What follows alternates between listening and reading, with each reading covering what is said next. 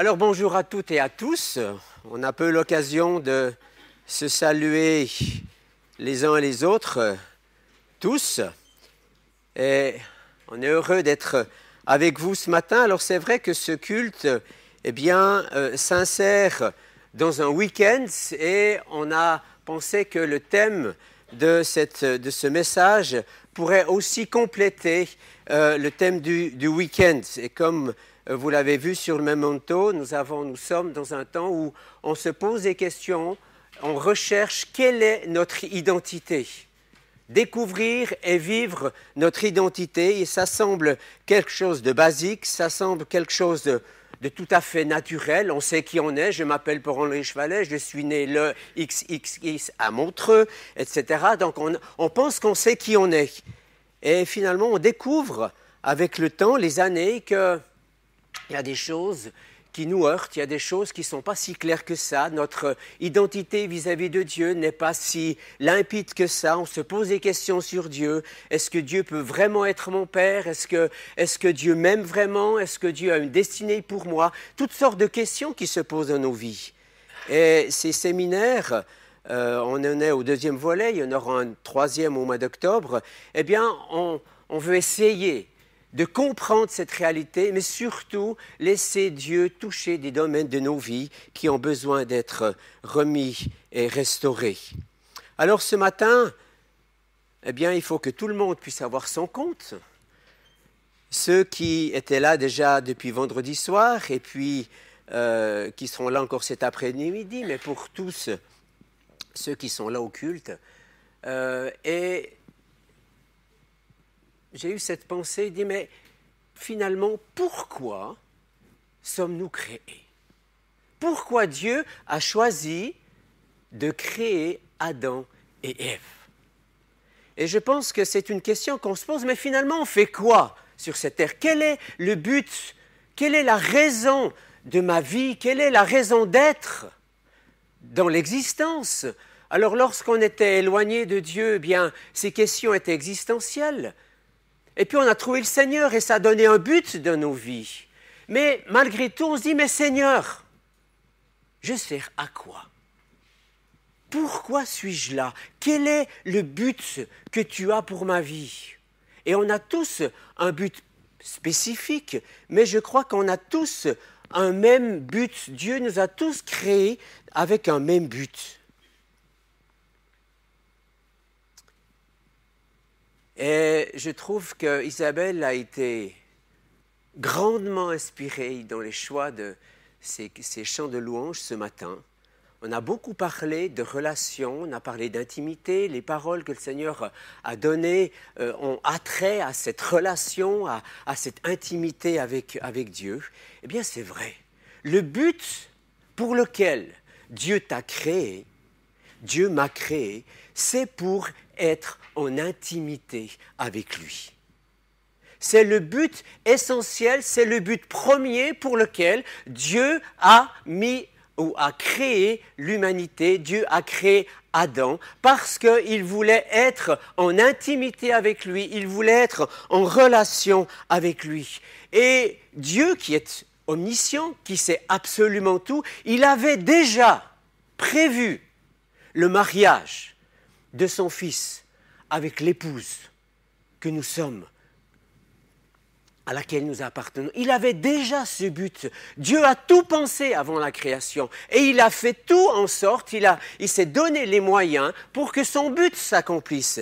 Et c'est ainsi que Paul va dire dans Éphésiens 5, versets 31 et 32, « C'est pour cela que l'homme laissera son père et sa mère et sera joint à sa femme, les deux seront une seule chair. » Ce mystère est grand. Mais moi, je parle relativement à Christ et à l'Assemblée. Dieu avait déjà en vision le retour en gloire de son Fils avec son épouse sur la terre. Jean va dire dans le chapitre 19 du livre de la Révélation qu'on appelle Apocalypse, « Car les noces de l'agneau sont venues, et son épouse s'est préparée. » Donc le but de Dieu, eh bien, depuis la création, est de préparer une épouse pour son Fils. Waouh! Moi, j'ai pensé que c'était une histoire du Nouveau Testament, ça. Mais non, Dieu avait déjà pensé à cela.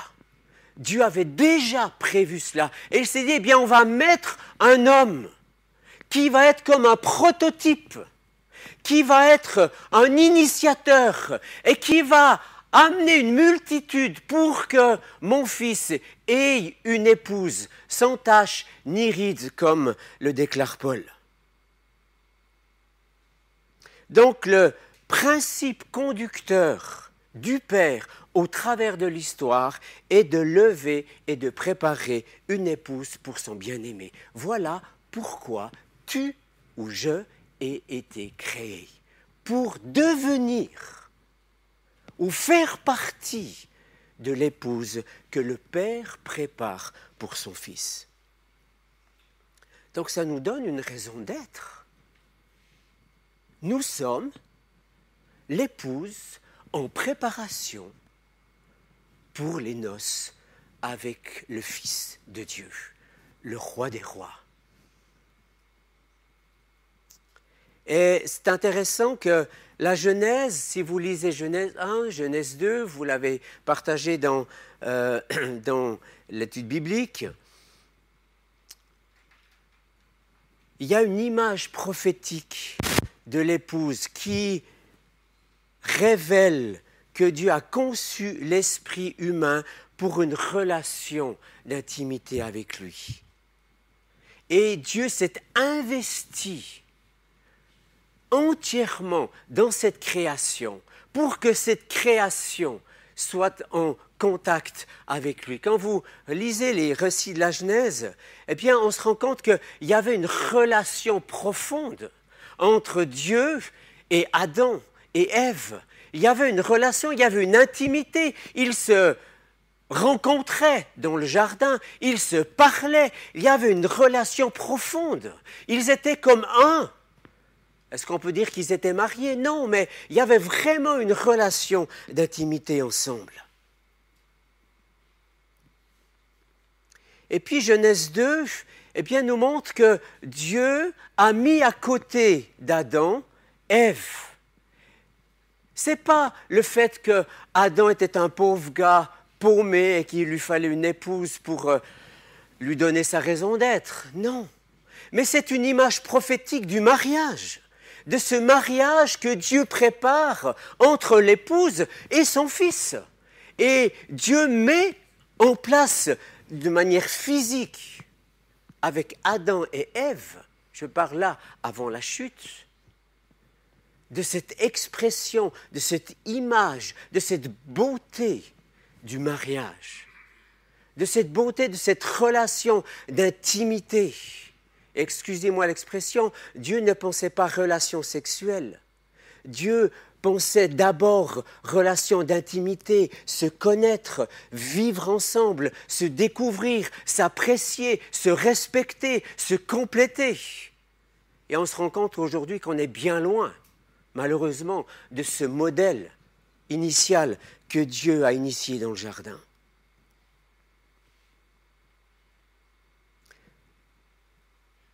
Et il était intéressant que toute la vie a commencé dans un jardin. Et tout se terminera dans un grand jardin. Si vous lisez Apocalypse ou Révélation 20, les chapitres 21 et 22, vous avez la description de ce nouveau jardin. Donc ça commence dans un jardin et ça finit dans un jardin. Ça commence avec cette pensée prophétique du mariage du Fils avec l'épouse et ça se termine avec la consommation, si on peut dire les choses de cette manière-là, de ce mariage entre le Fils et l'épouse. Donc tout a été créé et le but suprême de Dieu est de nous conduire, de préparer cette épouse pour qu'elle soit fin prête ou fine prête pour le jour des noces. Je pense que chacun peut se souvenir du jour de ses noces. Et on se prépare, et on se peaufine, et on prépare tout, et on veut que tout soit impeccable. Eh bien, Dieu a la même pensée ou le même désir et poursuit le même but. Et donc finalement, qu'est-ce que Dieu fait? Eh bien, vous savez que au début, dans la création, le ciel et la terre faisaient un, parce que Dieu, eh bien, était présent dans le jardin. Le divin ou le céleste était présent dans le jardin. Et avec la chute, il y a eu comme une séparation. Il y a eu comme un vide entre la terre et le ciel, comme une sorte d'emplacement où l'ennemi a pris place. Et dans Éphésiens 1, versets 9 et 10, il nous est dit « Il nous a fait connaître le mystère, c'est-à-dire des plans cachés de sa volonté, le dessein bienveillant qu'il s'était proposé en lui pour l'exécuter, quand les temps seraient accomplis, de réunir sous un seul chef, le Christ, tout ce qui est dans les cieux et tout ce qui est sur la terre. » Les cieux, bien, ça nous parle de tout le domaine spirituel, de tout ce qui n'est pas terrestre, de tout ce qui n'est pas dans le palpable, dans le naturel.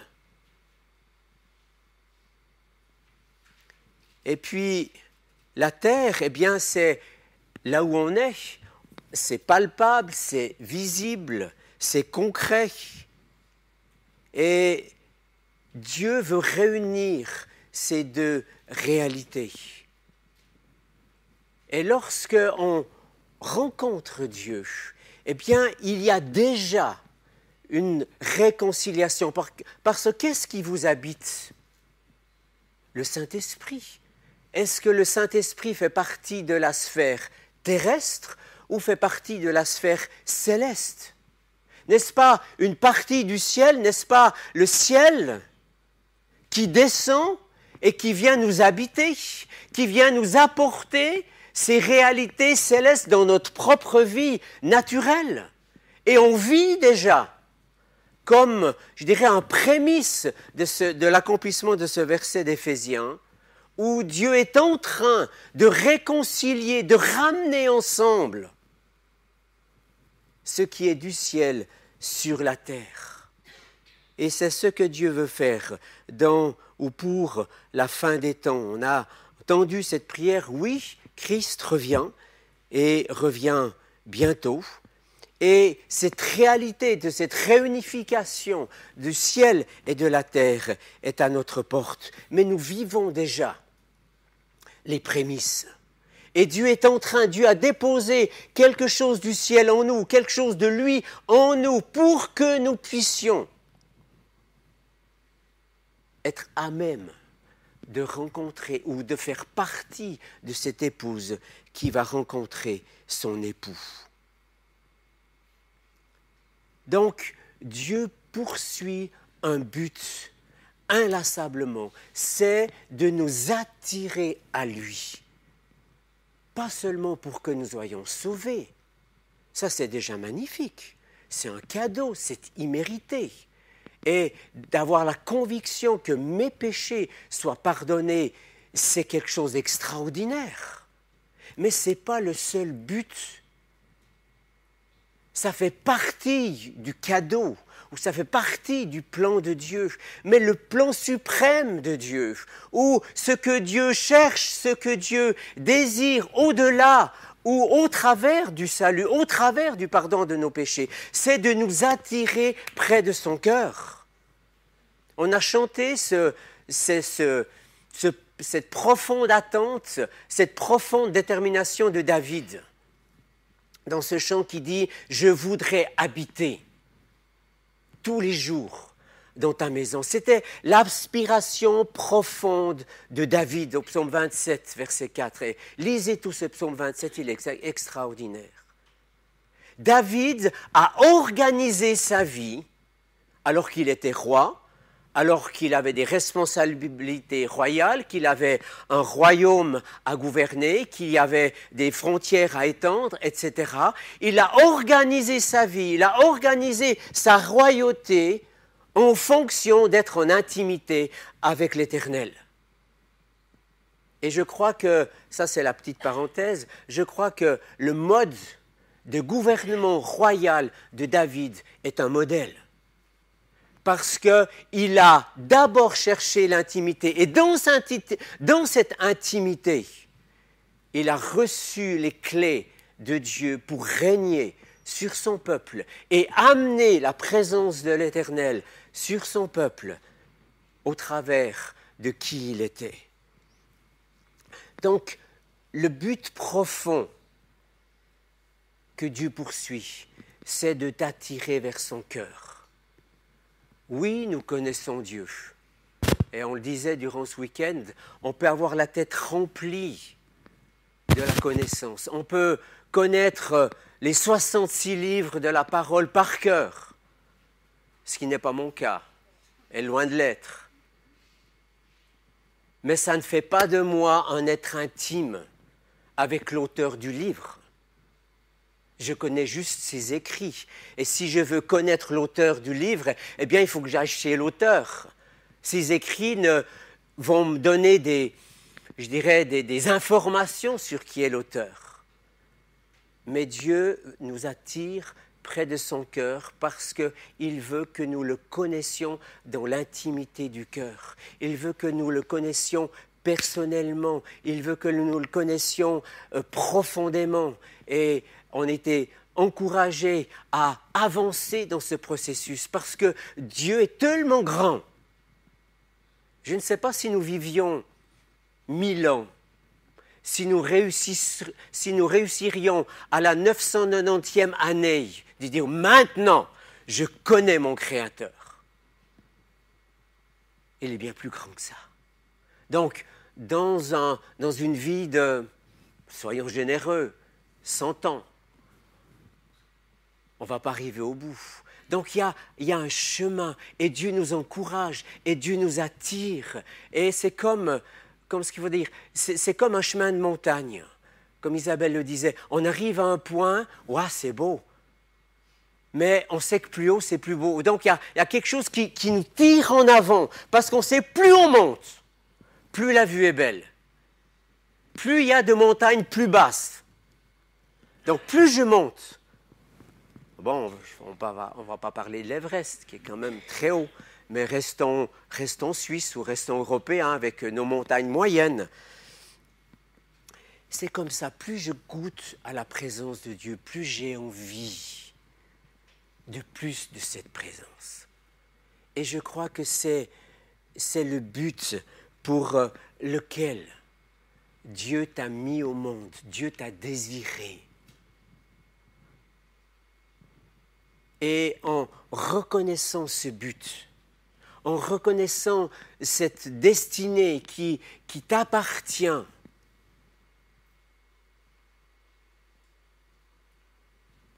le chemin se trace pour que tu puisses accomplir, comme Paul le dit aux Éphésiens, des choses que le Père a préparées d'avance pour que tu les accomplisses.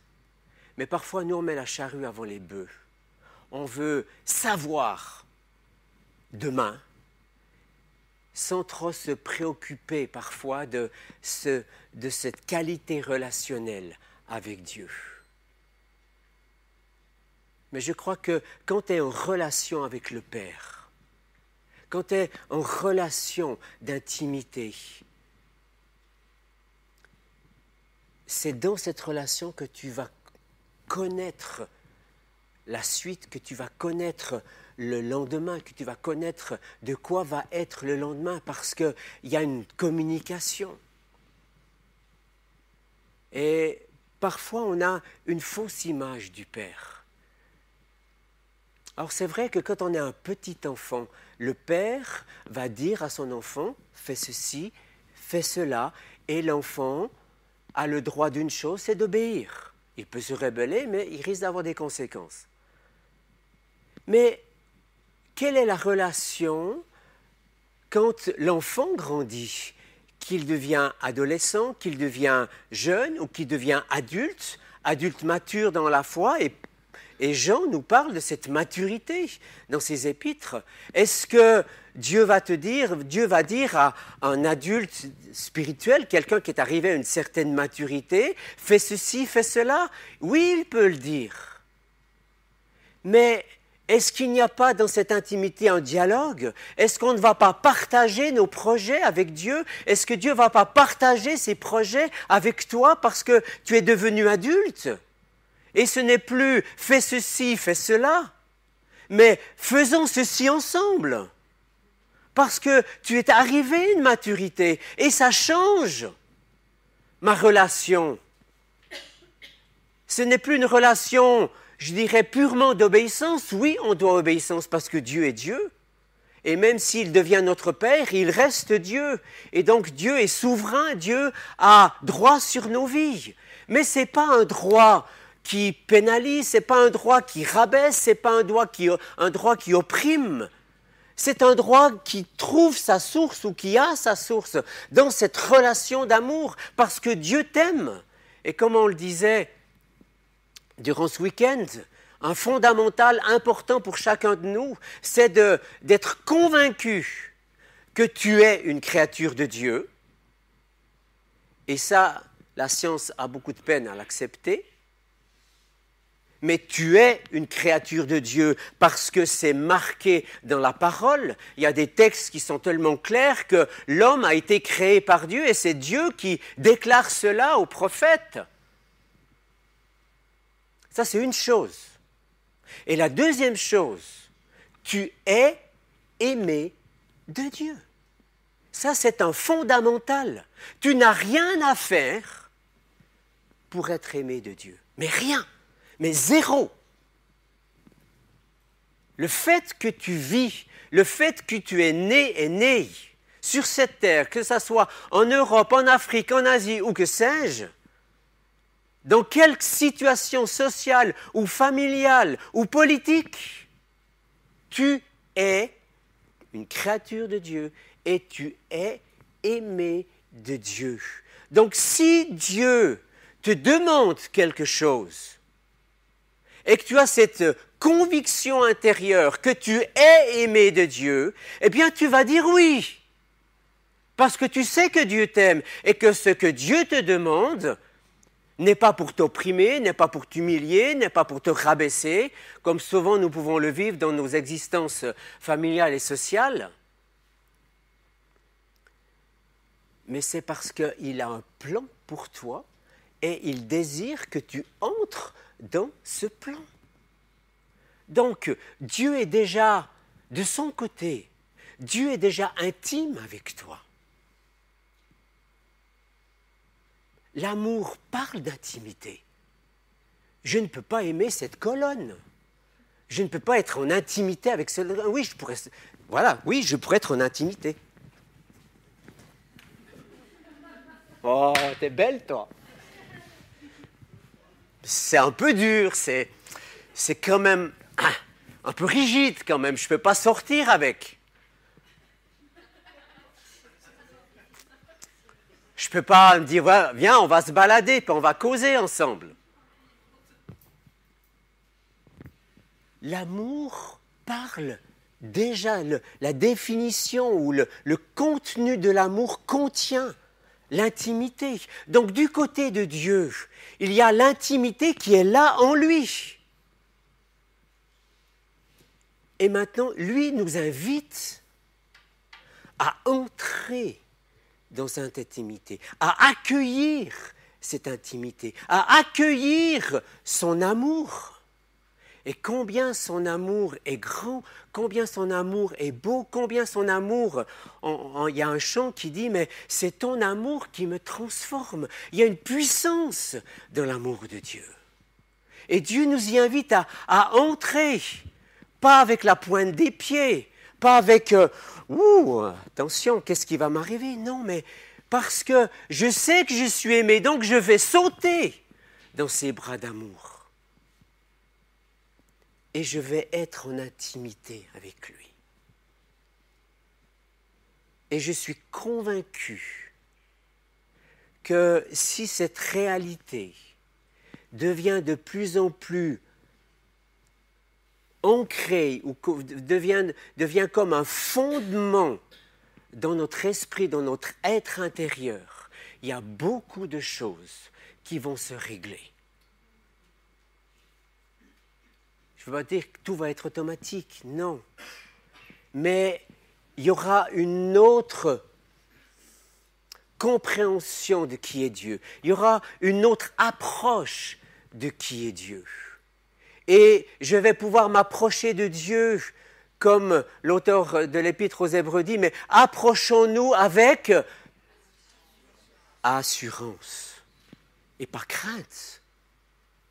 On a tous été des modèles, on a tous eu des modèles qui ne sont pas la réalité de qui est Dieu. Alors que le modèle initial, Adam, était parfait. Et Dieu voulait que ce modèle parfait demeure et engendre une humanité qui allait refléter qui était Dieu, au travers du mariage et au travers de leur existence. Ça, c'était le but profond de Dieu.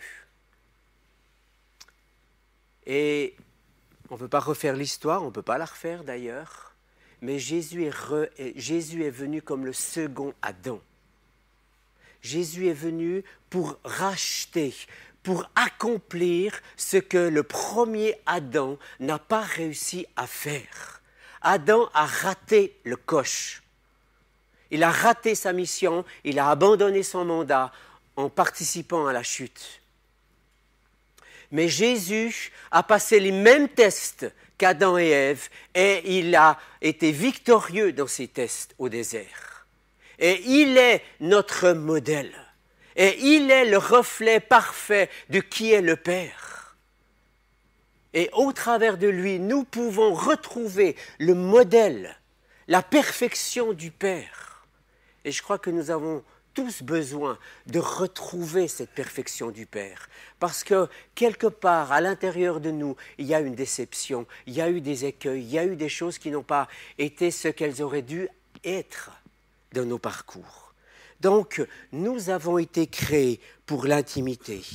Et on pourrait se dire, mais alors, puis les anges? Il est dit qu'on a été créés et qu'on aura une place supérieure aux anges. On va juger le monde céleste. Et les anges, mais ils étaient déjà créés avant nous, avant l'humain. Et les anges ont participé à cette création. Et c'est assez intéressant de voir qu'on n'est pas des anges. Je sais ce que vous êtes en train de penser. Donc, oui, on n'est pas des anges. On pourrait dire au propre, au figuré. Hein? On n'arrive pas à se déplacer, descendre du ciel et remonter au ciel comme les anges le font, ont la capacité de le faire. Et puis, on n'est pas des petits anges parce que, voilà, on n'est pas sans péché. Mais, donc, on n'est pas des anges. Et on pourrait se poser la question, je ne veux pas forcément y répondre ce matin, mais pourquoi est-ce que les anges ne suffisaient pas à Dieu?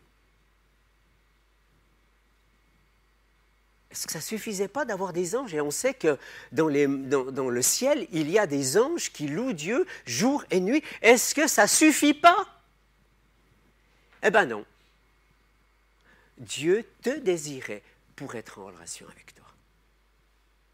Et Dieu n'a pas la même relation avec l'humanité qu'il a avec les anges. Les anges sont décrits comme des serviteurs, comme de ceux qui exécutent ou de ceux qui reçoivent les ordres et qui viennent les exécuter sur la terre. Ça serait très intéressant de faire toute une étude sur le monde angélique et l'action des anges. Mais la relation, Dieu a choisi de créer un homme et une femme à sa ressemblance pour qu'il y ait une relation, que Dieu ait un vis-à-vis qui lui ressemble. Et c'est ça la merveille, c'est que nous sommes des vis-à-vis qui sommes créés à la ressemblance de Dieu pour être en relation avec ce Dieu créateur et nous sommes destinés à nous marier avec son Fils. Waouh! Et je crois que ça doit nous donner de l'espérance. Parce qu'un jour, nous serons tous mariés. Donc, courage pour les célibataires qui ne pourront pas se marier parce qu'ils n'auront peut-être pas l'âge, parce que Christ va revenir. Nous serons tous mariés avec le Fils de Dieu. Et donc, c'est comme ça que Dieu a créé Adam. Dieu est l'original. Et Adam, excusez-moi, la copie, ce n'est pas péjoratif, le terme. Adam est comme une copie, mais Dieu est l'original. Et il est le vis-à-vis. Il était créé pour l'union avec Jésus qui est l'original.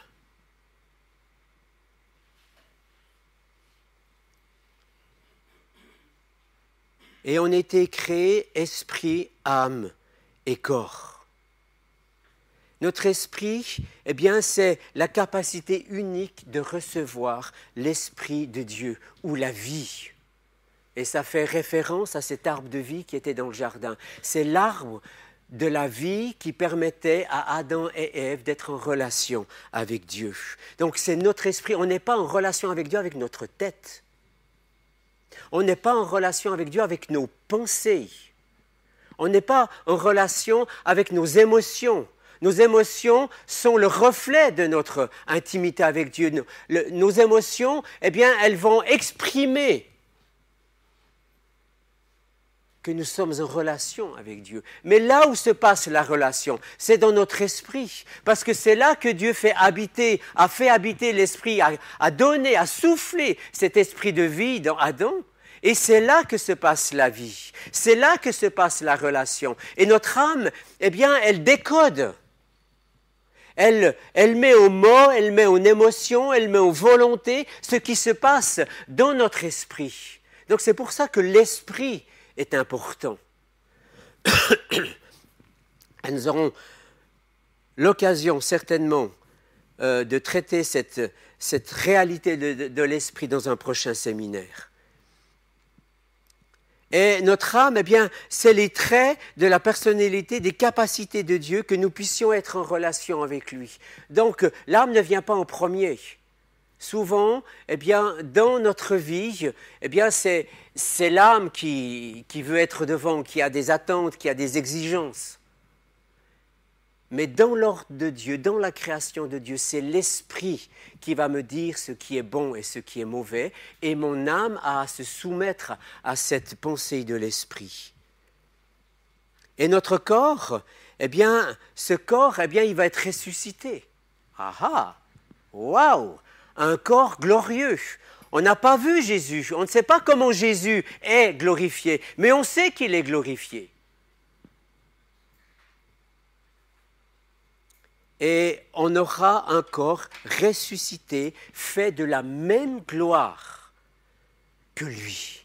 Donc, l'épouse que nous sommes appelés à être sera de la même gloire de l'époux. Il n'y aura pas une gloire inférieure sur l'épouse. Et ça nivelle et ça, je dirais, ça annule tout esprit de supériorité et d'infériorité. L'homme, le sexe fort, et la femme, oui. Non, on sera de la même gloire. Et Dieu va rétablir cet ordre de la création au travers de son propre mariage, où on va retrouver cette réalité du mariage d'Adam et d'Ève avant la chute.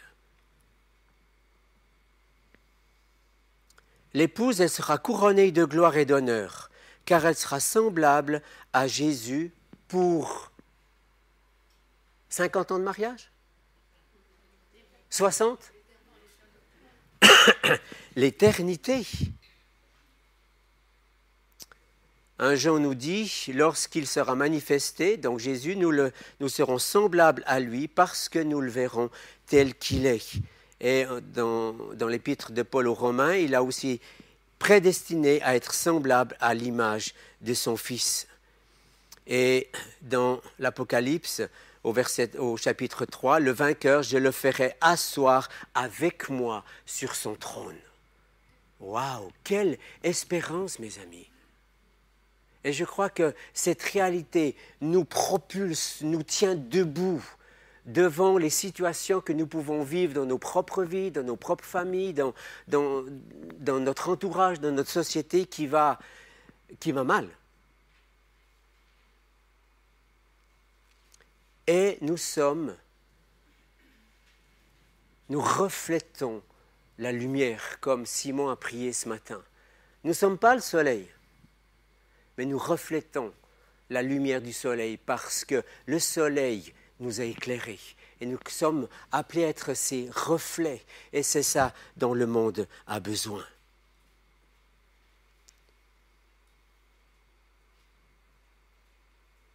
Et une chose qui est très étonnante et que vous êtes certainement posée, et je vais m'arrêter là, pourquoi est-ce qu'Adam a eu la possibilité de pécher? Alors, je n'ai pas la prétention d'avoir une réponse qui répond à toute la question, mais Dieu a donné à Adam la possibilité d'exprimer son amour volontaire. Donc, il y avait un choix. Si tu n'es pas libre de choisir, eh bien, tu es sous une loi, sous un dictatoriat, sous une oppression, sous une cloche où tu n'as pas le choix, où tu dois. Mais Dieu donne le choix parce que ce que Dieu veut, c'est une intimité délibérée, c'est une intimité volontaire. On a le choix d'être en intimité. Dans le couple, c'est la même chose. On a le choix de s'aimer, on a le choix de s'apprécier, on a le choix de se respecter, on a le choix de vivre des choses excellentes ensemble. Mais on a aussi le choix de dire, bon, ouais, je suis marié, mais je continue ma petite vie. On a le choix. Et Dieu nous laisse le choix. Et c'est ça l'amour. Et donc ce but, Jésus l'exprime dans Jean 17, que eux aussi soient un en nous. Et moi, je leur ai donné la gloire que tu m'as donnée, afin qu'ils soient un comme nous sommes un, moi en eux et toi en moi, afin qu'ils soient parfaitement un et que le monde connaisse que tu m'as envoyé, que tu les as aimés comme tu m'as aimé. Voilà pourquoi nous avons été créés, chers amis. Est-ce que ça ne vaut pas la peine de vivre? Est-ce que ça ne vaut pas la peine de courir après cette intimité, cette relation profonde et personnelle avec Dieu? Je vous laisse y répondre. Seigneur, tout cela nous dépasse parce que ça dépasse notre conception humaine pour toutes sortes de raisons. Mais Seigneur, nous voulons simplement nous approcher de toi ce matin et reconnaître le pourquoi de notre présence sur terre. C'est parce que tu nous as désirés. Pas pour servir tes intérêts, mais pour être en union avec toi, pour être en symbiose avec toi, pour être en intimité avec toi. Et ça, c'est juste extraordinaire. Et tu as tout fait pour que cela se passe. Tu as donné Jésus pour rétablir, pour permettre que cela soit une évidence, que ce ne soit pas simplement un beau projet, une belle pensée, une belle perspective, mais tu as concrétisé ton désir, concrétisé ta volonté en donnant Jésus, qui est ce chemin qui nous amène au Père et qui nous permet de renouer cette relation avec toi qui a été détruite à cause du péché. Et ça, c'est juste extraordinaire. Alors Seigneur, ma prière, c'est que nous soyons tous, les uns et les autres, encouragés à persévérer, encouragés à nous saisir de ce cadeau, encouragés à courir dans tes bras, encouragés à rechercher en toi, à accueillir ta présence, à accueillir ton amour, à accueillir tout ce qui est en toi pour nous, afin que nous puissions faire partie de cette épouse qui se prépare pour le jour des noces. et que nous ayons cette conviction, ce témoignage de ton esprit intérieur. Oui, je fais partie de l'épouse. Et parce que je fais partie de l'épouse, je veux être prêt, je veux être prête. Je ne veux rien laisser au hasard, je ne veux rien laisser, rien laisser qui empêcherait cette préparation, qui empêcherait que je sois vraiment cette épouse glorieuse. Alors merci pour cette perspective. Seigneur, merci pour l'avenir déjà terrestre que tu nous dresses, tu nous invites, alors que nous sommes les deux pieds sur terre, à cultiver cette intimité en vue de ce qui est devant, qui est glorieux. Alors Père, je te remercie pour ta grâce, je te remercie pour tes bontés et ton plan extraordinaire pour chacune de nos vies. Amen.